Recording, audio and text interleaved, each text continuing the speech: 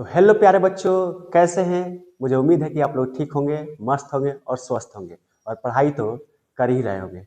हमारे भाई, तू लोग पढ़ाई ना कर बोल तो रिजल्ट खराब होने के चांस बहुत ज़्यादा हुआ। कैसे कि चुनाव खत्म हो गए आ चुनाव के बाद जौन भी एग्जाम आवेला ओइमे तनी क्वेश्चन हार्ड आवेला। तारा लोग के पढ़ाई कर ही के चाहिए, ना करे के सवाल ना करे के चाहिए। ठीक बा भाई लोग, हमनी के केमिस्ट्री के हमेशा हर चैप्टर के ऑब्जेक्टिव लेके आइले। मतलब हम लोग हर एक चैप्टर का 16 चैप्टर है केमिस्ट्री में।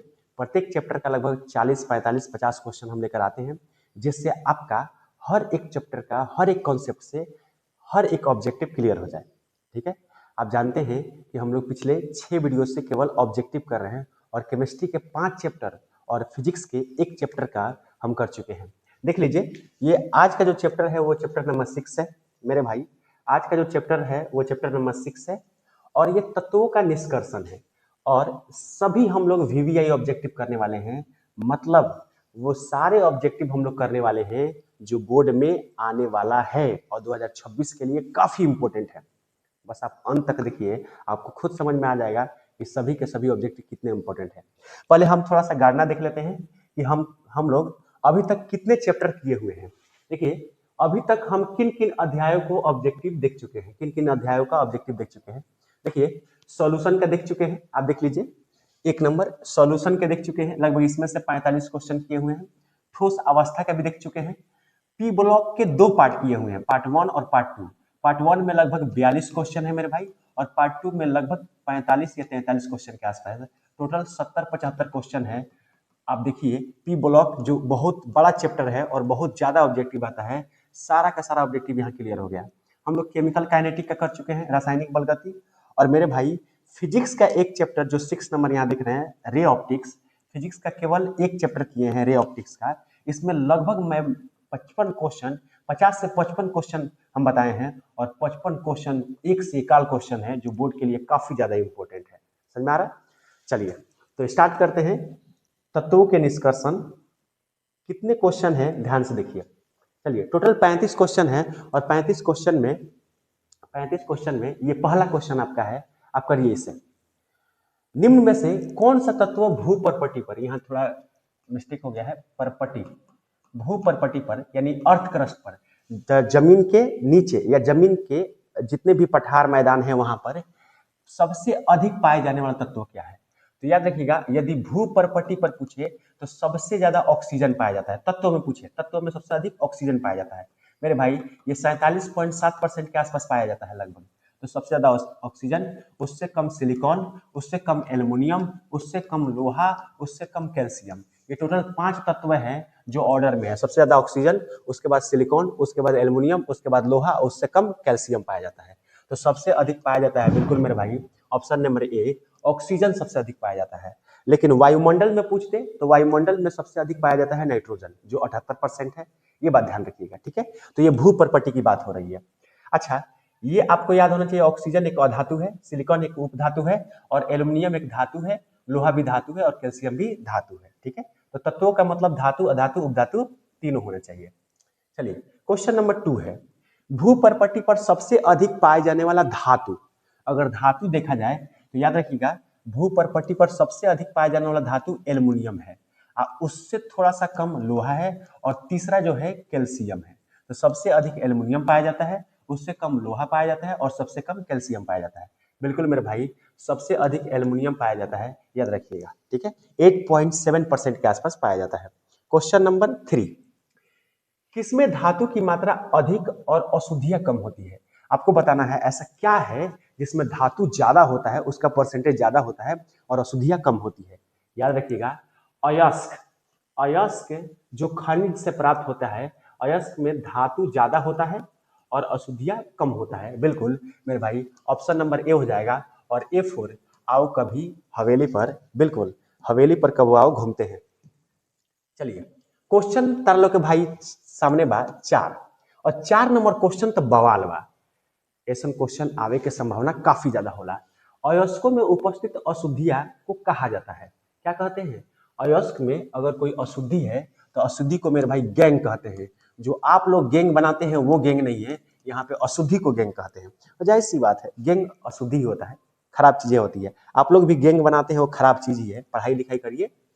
जिंक ब्लेंड का सूत्र क्या होता है? देखिए, जिंक ब्लेंड का सूत्र, ये जिंक का अयस्क है। जिंक ब्लेंड एक जिंक का प्रमुख अयस्क है, जिसका सूत्र होता है ZnS। बिल्कुल मेरे भाई, ऑप्शन नंबर ए और A4। आओ कभी हवेली पर, बिल्कुल आओ कभी हवेली पर। क्वेश्चन नंबर 6 देखिए, दार्शनिक रूई का सूत्र क्या होता है? फिलोसोफर उल का फॉर्मूला पूछा है। देखिए, ZnS, बी नंबर ऑप्शन देखिए, ZnO जो है ये दार्शनिक रूई का सूत्र होता है। और मेरे भाई ये जिंक का अयस्क है, बिल्कुल ऑप्शन नंबर बी। और B4 बड़की भाभी, कैसे कि बड़की तरह भाभी लोग के तरह बड़की भाभी लोग से सुंदर ही क्वेश्चन बा, एक जरूर देख लिया लो, ना तो गबड़ा जाई। क्वेश्चन नंबर 7 देख लो, ये 2023 में पूछ ले बा, ज्यादा पहले नहीं पूछ ले, अब पूछे के संभावना एक बावे। 7 नंबर क्वेश्चन बा, लोहे का मुख्य ऑक्साइड अयस्क क्या है? ऑक्साइड पूछा है, ऑक्साइड, तो याद रखिएगा लोहे का मुख्य ऑक्साइड अयस्क जो है वो हेमेटाइट है मेरे भाई, बिल्कुल ऑप्शन नंबर बी है हेमेटाइट। याद रखिएगा, हेमेटाइट का सूत्र होता है Fe2O3 इंटू 2H2O होता है मेरे भाई, बिल्कुल हेमेटाइट है। और B4 फिर से बड़की भाभी भाई। क्वेश्चन नंबर 8, निम्नलिखित में से किस धातु के निष्कर्षण के लिए साइनाइड विधि का प्रयोग करते हैं? आपको बताना है, 2023 का क्वेश्चन है कि किस निम्नलिखित में से किस विधि के निष्कर्षण के लिए, किस धातु के निष्कर्षण के लिए साइनाइड विधि का प्रयोग हम करते हैं? बताइए, ये बहुत इंपॉर्टेंट क्वेश्चन है, ये 2023 में पूछा गया है और हो सकता है मेरे भाई कि आगे भी पूछते। देखिए, साइनाइड विधि के द्वारा सोना का, चांदी का और कॉपर, इन तीनों धातुओं का शुद्धिकरण करते हैं। तो क्रोमियम नहीं, एजी मतलब चांदी, बिल्कुल मेरे भाई ऑप्शन नंबर बी हो जाएगा। कॉपर का भी करते हैं, लेकिन कॉपर का थोड़ा कम करते हैं, यहाँ पे कॉपर हटा दीजिए, प्लेटिनम लिख लीजिए, प्लेटिनम का सबसे ज्यादा होता है प्लेटिनम, ठीक है। तो कॉपर नहीं, जिंक नहीं, ठीक है। चलिए, ऑप्शन नंबर बिल्कुल बी होगा, और बी फॉर वही जो अभी से हम देखते चले आ रहे हैं। क्वेश्चन नंबर 9 है मेरे भाई, टोटल 35 क्वेश्चन है, जल्दी जल्दी कर लेते हैं। निम्नलिखित में से कौन जिंक का अयस्क नहीं है? आपको बताना है कौन निम्नलिखित में से जिंक का अयस्क नहीं है। देखिए, जिंक ब्लेंड सूत्र होता है ZnS, ठीक है। कैलोमाइन जो है ये जिंकाइट भी जिंक, ये जिंक का अयस्क है, ये भी जिंक का अयस्क है। और बक्साइड जो है ये एल्युमिनियम का अयस्क है मेरे भाई, बिल्कुल ऑप्शन नंबर डी हो जाएगा। बक्साइड एक जिंक का अयस्क नहीं है, बिल्कुल नहीं है मेरे भाई, तो option number D4 Devasena, Baahubali की देवसेना मेरे भाई। चलिए, क्वेश्चन नंबर 10 आपके सामने है और बहुत शानदार क्वेश्चन है, देख लीजिए, 2020 में पूछा हुआ है, बहुत ही अच्छा क्वेश्चन है। कह रहा है खनिज जिससे धातु का निष्कर्षण होता है कहा जाता है। कौन सा ऐसा खनिज है जिससे धातु का निष्कर्षण होता है? तो याद रखिएगा, खनिज से ही प्राप्त होता है अयस्क, और अयस्क से ही धातु का निष्कर्षण होता है, बिल्कुल मेरे भाई ऑप्शन नंबर ए हो जाएगा। और A4 आओ कभी हवेली पर। क्वेश्चन नंबर 11 देखिए, 11 नंबर क्वेश्चन है, निम्नलिखित में से कौन सा कथन सही है? 2020 का क्वेश्चन है, और मेरे भाई ये संभावना है बहुत ज्यादा क्वेश्चन ये पॉपुलर है। क्या सभी अयस्क खनिज है होते हैं? क्या सभी खनिज अयस्क होते हैं? क्या सभी क्षार भस्म नहीं होते हैं? या इनमें से सभी? देखिए, सभी अयस्क खनिज होते हैं, ऑप्शन नंबर ए सही है, क्योंकि खनिजों से अयस्क मिलता है। तो मान लो खनिजों से अयस्क मिल रहा है, तो सभी अयस्क खनिज होंगे। और अयस्क जो होता है खनिज से मिलता है, लेकिन खनिज अयस्क से नहीं मिलता है, तो सभी खनिज अयस्क नहीं होते हैं, सभी अयस्क खनिज होते हैं। तो ये गलत है, ये गलत है, ये गलत है, ऑप्शन नंबर ए हो जाएगा। चलिए, क्वेश्चन नंबर 12, पायरोलुसाइट आपको बताना है, पायरोलुसाइट निम्नलिखित में से किसका अयस्क है? क्या मैग्नीज का है, मैग्नीशियम का, सॉरी, क्या मैग्नीशियम का है, क्या मैग्नीज का है, क्या जिंक का है, और क्या लोहा का है? देखिए मेरे भाई, पायरोलुसाइट का सूत्र होता है MnO2, और ये मैग्नीज का एक अयस्क है, याद रखिएगा ऑप्शन नंबर बी हो जाएगा। और B4 बाहुबली मेरे भाई। क्वेश्चन नंबर 13, आप लोग इसका बताएंगे कि इसका आंसर क्या होगा, क्वेश्चन नंबर 13 का। चलिए सोचिए इसके बारे में। ये क्वेश्चन 2019 में आ चुका है मेरे भाई, और बहुत ही शानदार क्वेश्चन है। कहा है कि कॉपर का मुख्य अयस्क क्या होगा? 2020 का 19 का क्वेश्चन है। क्या कॉपर पायराइट होगा, क्या कॉपर ग्लैंस होगा, क्या गैलेना होगा, क्या सिडेराइट होगा। देखिए कॉपर पायराइट भी कॉपर का अयस्क है, CuFeS2 इसका सूत्र होता है। कॉपर ग्लैंस Cu2S भी इसका क्या बोलते हैं अयस्क है। गैलेना मेरे भाई PbS होता है, ये गैलेना लेड का अयस्क है। सिडेराइट ये लोहा का अयस्क होता है। तो याद रखिएगा कॉपर ग्लैंस और कॉपर पायराइट में जो कॉपर का मुख्य अयस्क होता है ये दोनों होता है, लेकिन सबसे अधिक जो होता है मेरे भाई वो होता है B number option, copper glance जो होता है ये मुख्य अयस्क होता है। क्वेश्चन नंबर तार लो के सामने बा भाई 14, बताओ लो 14 के का एक आंसर होई। देखो लो 14 नंबर क्वेश्चन जो है बहुत छोटा है मेरे भाई, ये एकदम छोटा बोतल जैसा है, लेकिन इसका नशा बहुत बवाल है। देखिए 2015 में पूछा हुआ है, 2016 में पूछा हुआ है, 2019 में पूछा हुआ है।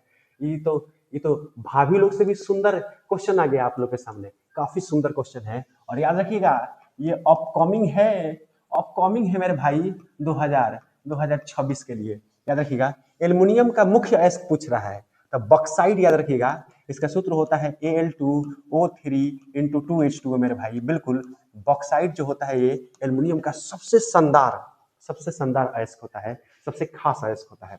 चलिए question number next 15 number question का आंसर दीजिए आप लोग। कॉपर पायराइट का सूत्र होता है, अभी जस्ट पहले बताए थे कि यही होता है मेरे भाई कॉपर पायराइट का सूत्र। याद रखिएगा कॉपर पायराइट का सूत्र होता है CuFeS2, ऑप्शन नंबर बी और B4 बिल्कुल बाहुबली। चलिए मेलाकाइट का सूत्र बताइएगा आप लोग, मेलाकाइट लिखना चाहिए, मालाकाइट अयस्क है, ये 2015 में क्वेश्चन पूछा है। याद रखिएगा मालाकाइट जो है ये कॉपर का मेरे भाई अयस्क है, और बिल्कुल ये कॉपर का है। इसका सूत्र होता है Cu2CO3OH का होल ट्वाइस। याद रखिएगा ये मेलाकाइट का सूत्र है, और मेलाकाइट एक किसका अयस्क है, कॉपर। बिल्कुल मेरे भाई ऑप्शन नंबर बी हो जाएगा। चलिए क्वेश्चन नंबर 17 सीने बार कहा जाता है, ये भी क्वेश्चन काफी फेमस है, 2016 का है, और प्रीवियस ईयर है, तो बिहार बोर्ड में प्रीवियस ईयर काफी रिपीट करता है, और अन्य बोर्ड से भी है, आप तो समझिए क्वेश्चन काफी शानदार है। तो सीने बार जो होता है मेरे भाई बिल्कुल मरकरी का अयस्क है, जिसका सूत्र होता है HgS, ऑप्शन नंबर ए हो जाएगा। क्वेश्चन नंबर 18 देखते हैं, डोलोमाइट खनिज में पाया जाता है। आपको बताना है कि डोलोमाइट खनिज में क्या पाया जाता है। देखिए डोलोमाइट जो खनिज होता है वो उसका सूत्र होता है MgCO3 × CaCO3। इसमें मैग्नीशियम भी होता है और कैल्शियम भी होता है। बिल्कुल मैग्नीशियम होता है, कैल्शियम होता है, दोनों होता है मेरे भाई। बिल्कुल ऑप्शन नंबर सी हो जाएगा। और C4 चलो कहीं घूमने चले। क्वेश्चन नंबर 19 देखिए, नीला थोथा का रासायनिक सूत्र पूछा जा रहा है, नीला थोथा का। याद रखिए, याद करना पड़ेगा, ऑप्शन नंबर बी इसका होगा CuSO4 × 5H2O। यही नीला थोथा का है मेरे भाई। बिल्कुल वुलो विड्रॉल कहा जाता है इसको, इंग्लिश में वुल्लू विट्रॉल कहा जाता है। याद रखिएगा वुल्लू विट्रॉल का जो सूत्र होता है वो होता है CuSO4 × 5H2O। क्वेश्चन नंबर 20 देखिए, NaOH इनमें से किसे कहते हैं। NaOH देखिए NaOH को कहा जाता है कास्टिक सोडा, कास्टिक सोडा कहा जाता है। बिल्कुल मेरे भाई कास्टिक सोडा कहा जाता है, और इसे कपड़ा धोने वाले साबुन में इसका प्रयोग किया जाता है। तो ये कास्टिक सोडा है, और ये धोबिया सोडा भी है, और इसे कास्टिक पोटास नहीं होता है मेरे भाई, तो इसको हटा दिया जाए तो इसे धोबिया सोडा भी कहते हैं, और इसे कास्टिक सोडा भी कहते हैं। बिल्कुल ऑप्शन नंबर ए और बी दोनों हो जाएगा, यहाँ गलती से हो गया है, यहाँ पे कास्टिक सोडा के जगह पर दोनों होना चाहिए, तो ऑप्शन नंबर सी हो जाएगा। तो कास्टिक सोडा और धोबिया सोडा इन दोनों का सूत्र होता है, एक मिनट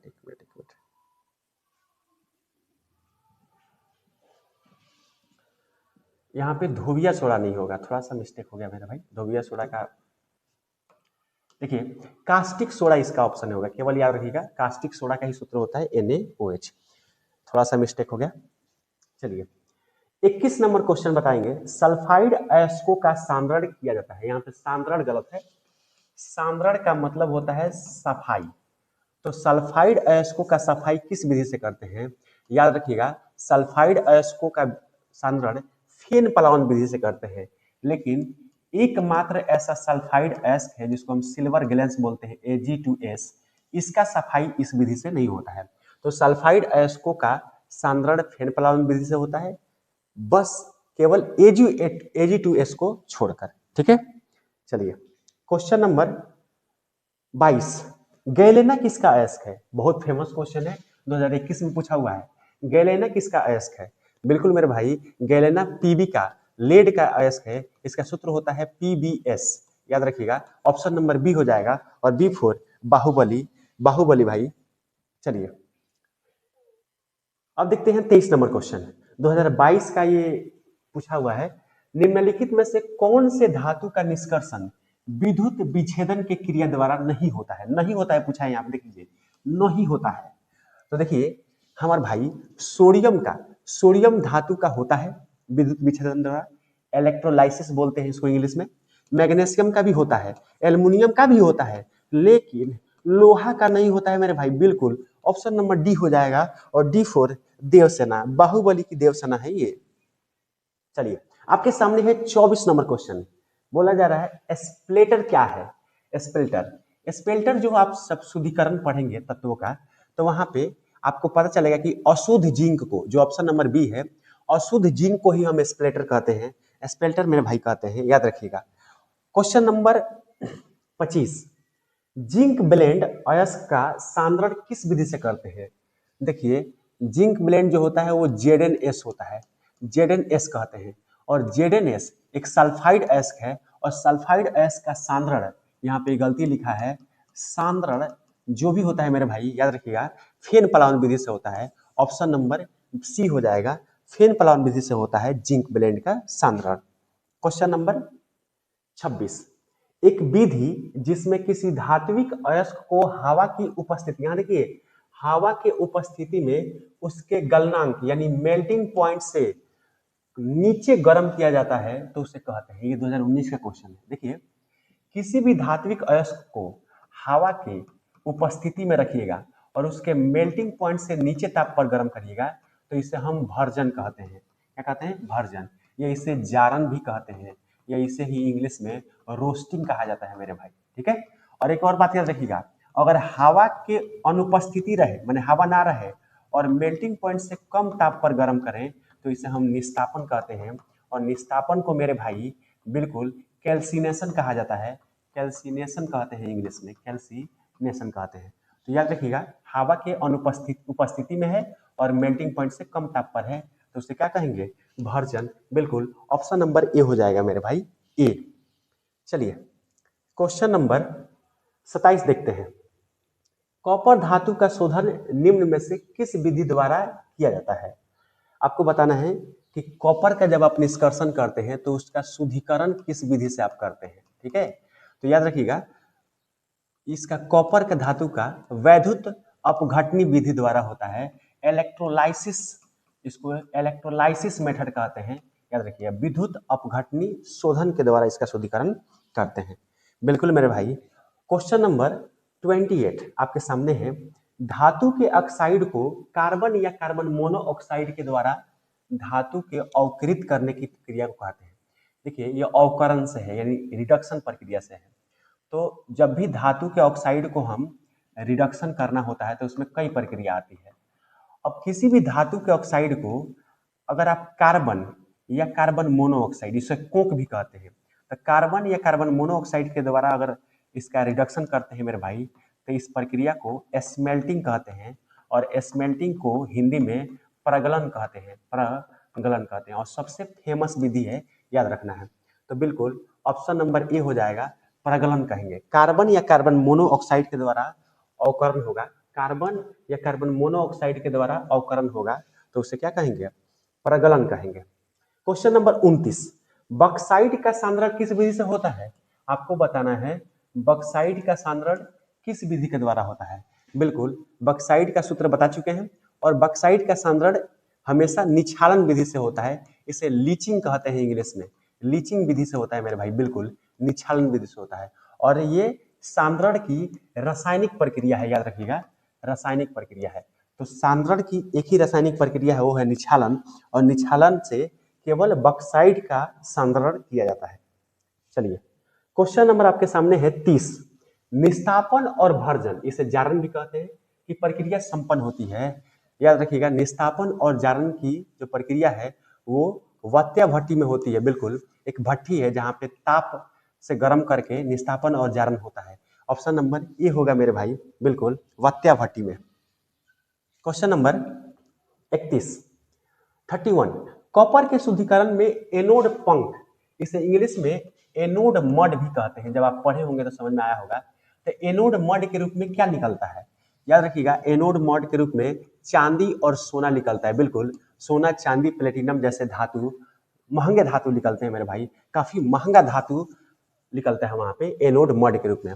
और एनोड मड क्या होता है? एक कचड़ा होता है जिस कॉपर के शुद्धिकरण में निकलता है, लेकिन कचड़ा ये बड़ा महंगा है, याद रखिएगा, कचरा बहुत महंगा है ये।